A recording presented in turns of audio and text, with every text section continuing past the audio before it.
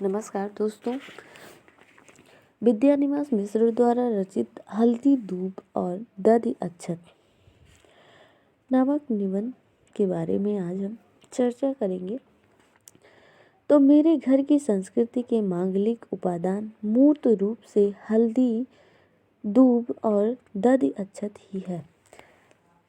इसलिए शहर में एक लंबे अरसे तक बसने के बाद इन मंगल द्रव्यों की शोभा के लिए ललक उठता है। बहुत दिनों से कोई अर्चन पूजा नहीं की है। जिसको अर्चन का अधिकार सौंप दिया है उससे भी कोसों और महीनों का व्यवधान है। वसंत की उदास बयार की लहक एक अजीब सा अपनापन भर रही है। बरसात के कार्य का बोझ सिर पर लदा हुआ है। जिसे लोग उल्लास कहते हैं वह जैसे पथरा गया है। पर कुछ बात है कि हल्दी से रंगी हथेली, दूब से पुलकित पूजा की थाली, अक्षत से भरा चौक और दधी से रंगी भाल, ये चित्र मन में उभर ही आते हैं। हृदय का वह प्रथम अनुराग बासी पड़ गया। उस नव प्रणय की भाषा झूठी हो गई। उसके अंतर का वह रस सीठ गया। उस रस का वह अपूरित आनंद रीत गया। जिन नव दृढ़ पल्लवों की बंधनवार लगी वे दृढ़ पल्लव मुरझा गए। नयन सलोने अधर मधु दोनों ही करुआ गए। पर क्या जादू है कि मन की कोर में लगी हल्दी नहीं छूटी। जीवन प्रांतर में उगी हुई धूप और परिसर में बिछी हुई अक्षत राशि छत बिछत नहीं हुई।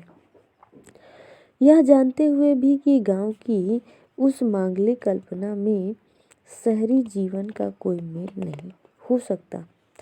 मेरा अनागर मन उस कल्पना का पल्ला नहीं है छोड़ना चाहता।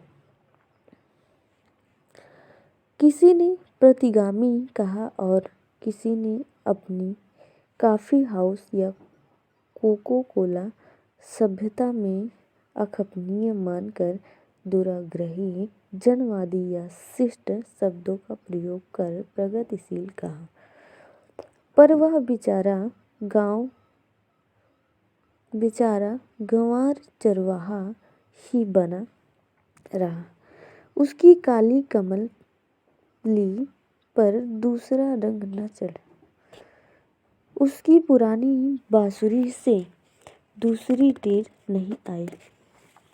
उसके गीतों में दूसरे गोपाल नहीं आए। उसकी प्रत्येक नई प्राप्ति अपने शुभ के लिए अब भी हल्दी का वरदान मांगती है। उसकी प्रत्येक नई यात्रा दही का सगुन चाहती है।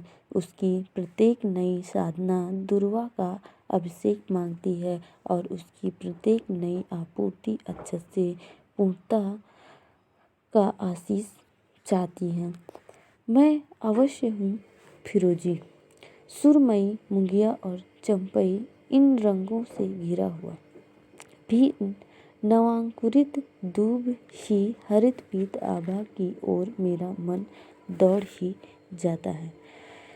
और धरती, माटी, मानव और आस्था, ईमान, सत्य, चेतना और युग मानस इन सभी उपासना मंत्रों के कोलाहल में भी हरद दूब दधि अक्षत मूला की गतियों की स्फूर्ति के पीछे वह भटक जाता है। चारों ओर से लोग मुझसे प्रश्न पर प्रश्न करते हैं कि तुम अपनी प्रतिभा क्यों बिखरा रहे हो, क्यों नहीं हमारे पंक्ति बंधन में आकर उसको एक दिशा में आगे बढ़ाते। युग पथ छोड़कर किन पिछल पगविथियों पर विभ्रांत हूँ। मैं किस किस को और क्या जवाब दूं? उन्हें कैसे समझाऊं कि मेरे ये संस्कार ही मेरे अस्तित्व हैं। मैं इनको छोड़कर कुछ नहीं। इस अनंत शून्य में तिरते हुए ये तिनके मिले हैं। उन्हें छोड़कर चलने पर मेरा आसरा टूट जाएगा।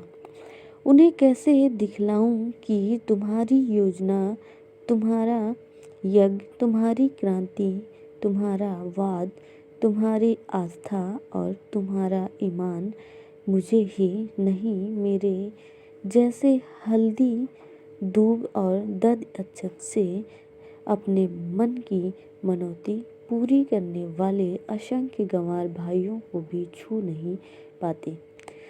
तुम लोकगीत की तर्ज अपनाते हो, तुम गाथाओं की शैली अपनाते हो, पर तुम लोक का साक्षात्कार नहीं कर पाते।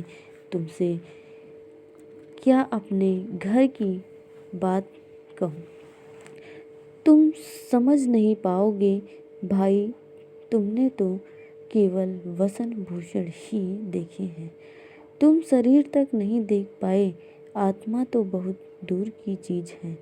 एक भी धूल करना सह सकने वाले तुम्हारे ये पाहन नयन कीच कांदों में विकसन वाले नलिन नयनों को कैसे निरख सकेंगे?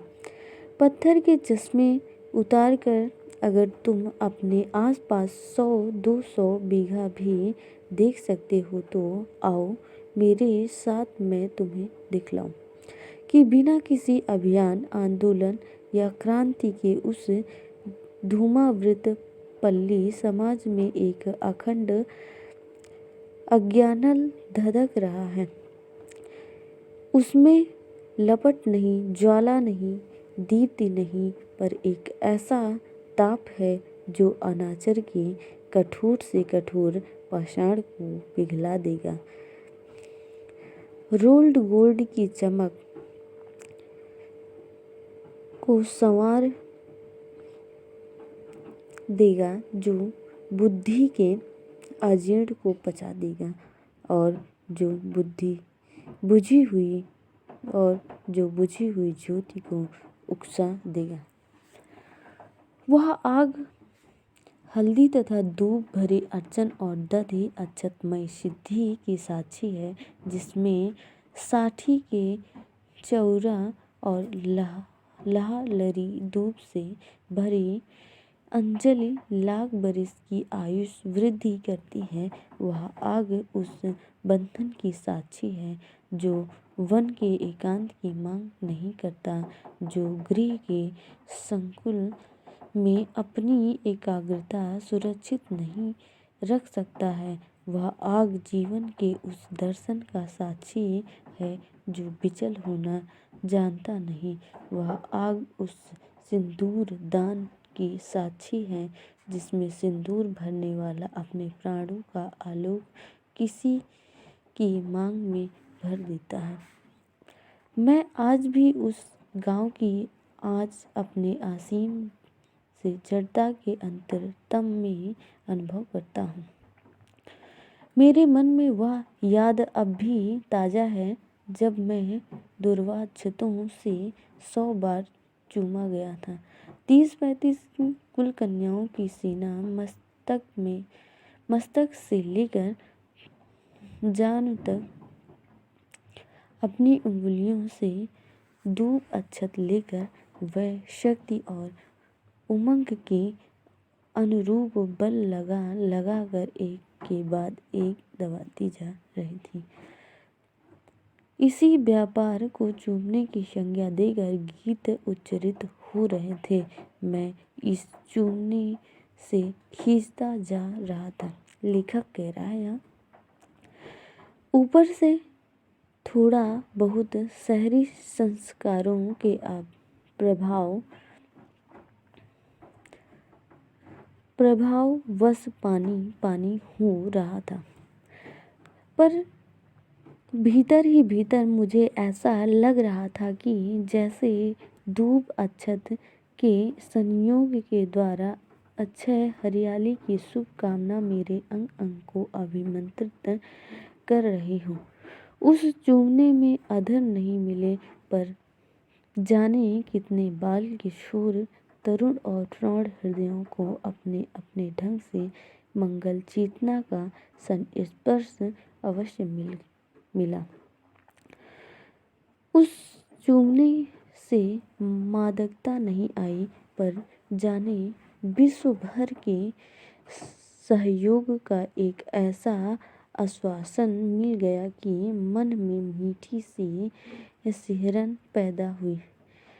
उस चूमने में शोले नहीं भड़के, नशे नहीं पिघले और प्यास नहीं बढ़ी, बल्कि एक ऐसा शीतलता, जड़िमा और परितृप्ति आई कि लगा व्यक्ति का प्रणय समष्टि ही स्नेह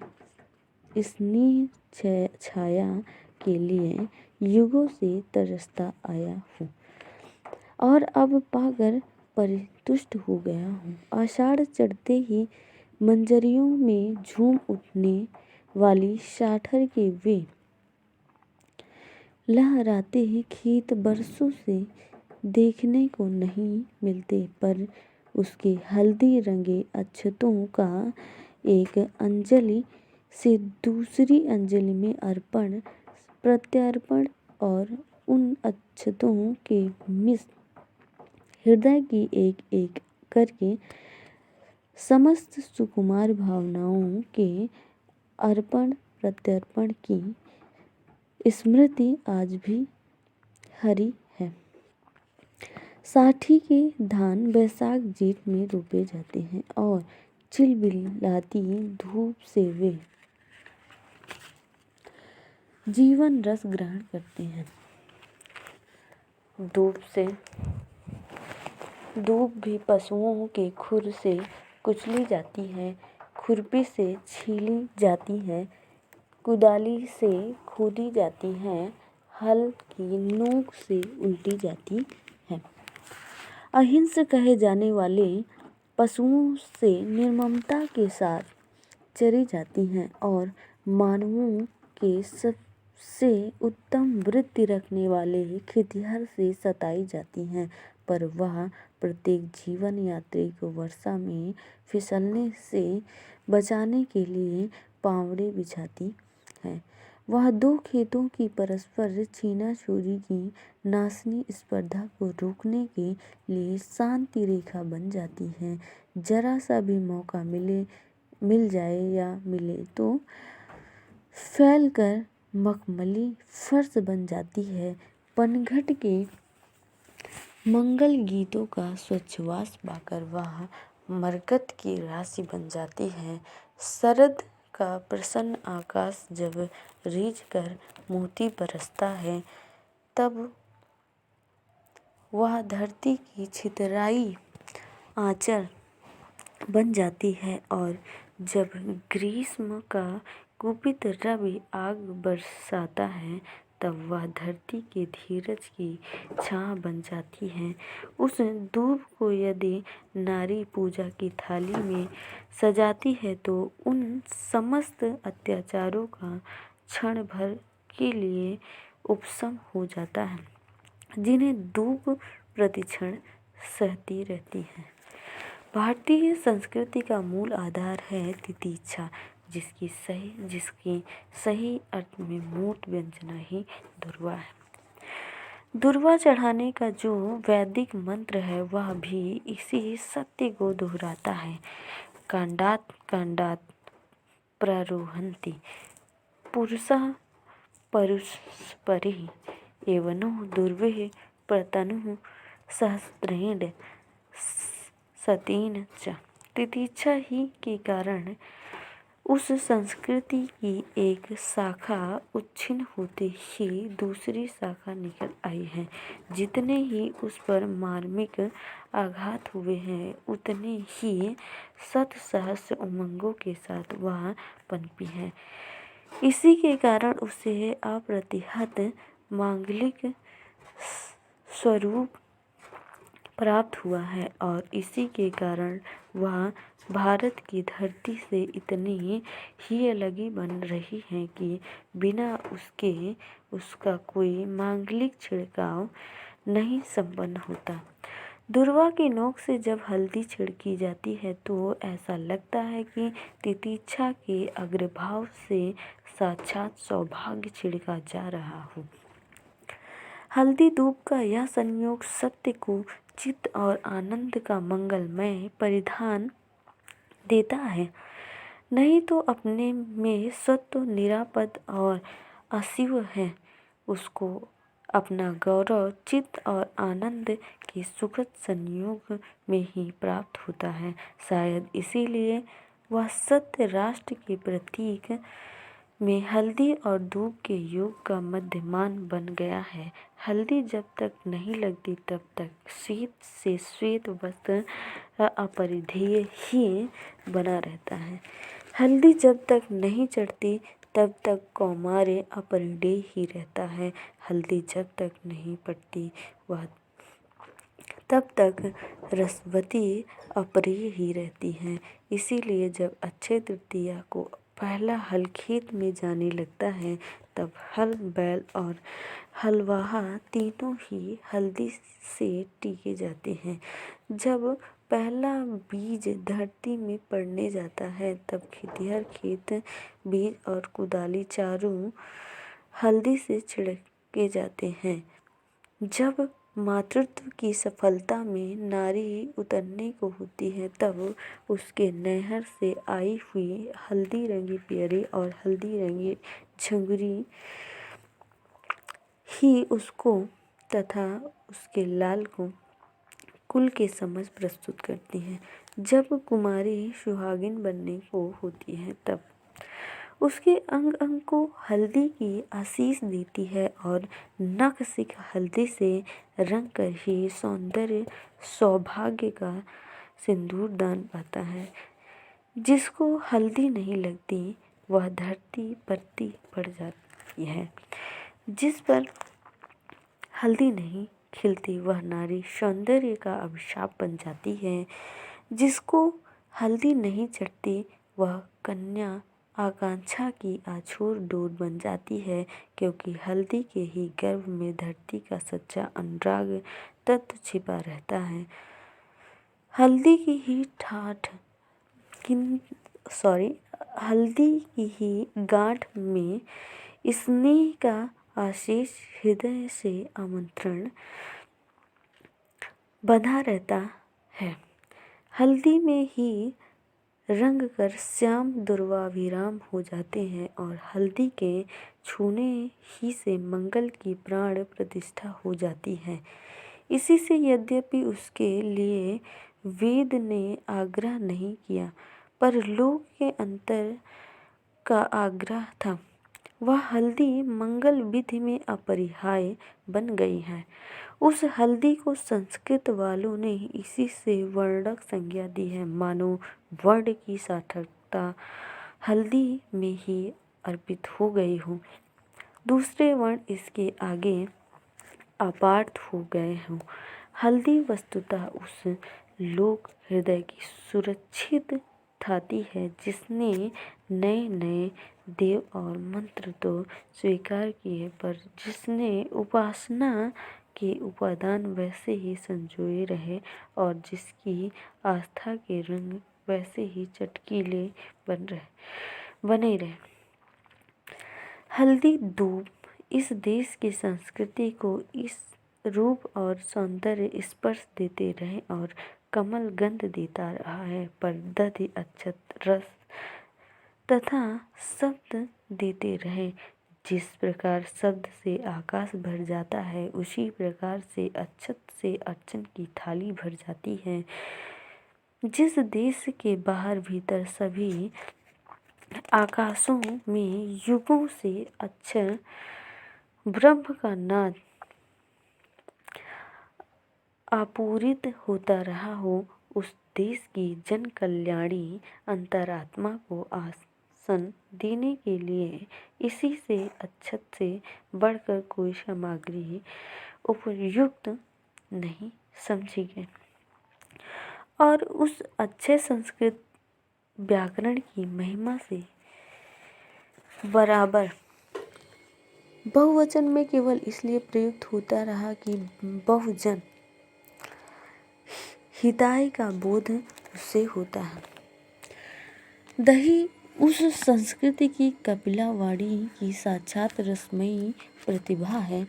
दूध से यवन के उफान का बोध भले ही होता रहे, माखन से मन की एकता भी और घृत से आयुष्म की लक्षणा भी बनती रहे, पर इष्टता की प्राप्ति दही में होती आई है। और इसीलिए सही माने में गो रस केवल दही ही है। जिस दही के दान के लिए इस देश के परब्रह्म हाथ पसारते रहे हों, जिस दही के मटके के लिए मंगल विधि तरसती रही हो, वह दही अपने समस्त गुणों में इस देश की सांस्कृतिक विवर्तनशीलता तथा अंतर्ग्रहणशीलता का प्रतिमान है। दूध में खटाई पड़ते ही वह फट जाता है। दूध में नमक की एक छोटी सी डली भी पड़े तो वह विष तुल्य हो जाता है, विष के समान बन जाता है। पर दही खटाई, मिठाई, लुनाई सभी स्वादों से समरस होने वाला एक विलक्षण आस्वादन है। उसमें दूध के उफान या घी के पिघलने से अधिक धीमी आंच में तपने के कारण एक स्थिर रूपता है। ठीक यही बात उस दही से अभिव्यंज्यमान संस्कृति के बारे में भी कही जा सकती है।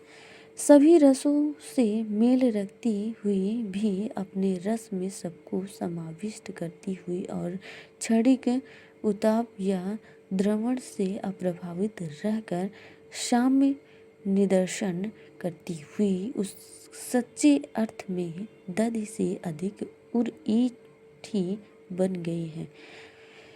उसकी ऐसी महिमा है कि उसके छाछ के लिए तो इंद्र तक तरसते ही हैं। स्वयं सच्चिदानंद तक को आहिर की छोरियां तक छछियां भर छाछ पर नाच नचा देती है। उसके मंथन से केवल अमृतमय नवनीत निकलता है। सौभाग्य, तितिक्षा, स्नेह तथा परिपूर्णता के लिए आग्रह रूप में उस संस्कृति की पूजा की थाली हल्दी, दूब और दधि अक्षत से सजाई जाती है, रही है और सजाई जाती रहेगी। उस पूजा का मर्म उसी को खुलेगा जो लोक जीवन की मंगल साधना में अपने को तन्मय कर सकेगा, और वह तन्मयता ग्राम सेवक या ग्राम साथी बनने से नहीं आएगी। उसे पाने के लिए मन से गंवार बनना होगा। शहरी संस्कारों को एकदम धो देना होगा। बिना उसके हल्दी, दूब और दधि अर्थ शून्य आडंबर ही लगेंगे। ये सभी मंगल द्रव्य अभिव्यंजन हैं, अभिधान नहीं। अभिधान को प्रकट करने में हम दोष मानते हैं और अभिव्यंजन के लिए सहृदयता की जरूरत पड़ती है। बिना उसके उसका उल्लास बनकर आस्वाद्य नहीं होता। आज संस्कृति का अभिधान तो है, जो न होता तो अच्छा होता, पर उसका अभिव्यंजन नहीं है। उस अभिव्यंजन को न पाकर ही साहित्य रिक्त है। संस्कृति जीवन भी मृदंग की भांति मुखर होते हुए भी खोखला है। आज भी जीवन में उस अभिव्यंजन को करने की ललक इसीलिए सबसे अधिक है, और उसी ही से हल्दी, दूब और दधि अक्षत का मान अधिक दिनों तक अपेक्षित नहीं रह सकेगा। तो विद्यानिवास मिश्र द्वारा जो निबंध है वो एक गांव से रिलेटेड है। गांव की रीति रिवाज और गांव में कैसी शादियां होती थी, तो कैसे रस्में निभाए जाते थे, उन सब के बारे में विद्यानिवास मिश्र ने हल्दी दूब और दधि अक्षत के बारे में लिखा है। उसके गुणों के बारे में, उसकी रस्मों के बारे में लिखा है। तो हमारा वीडियो यहीं पे समाप्त होता है।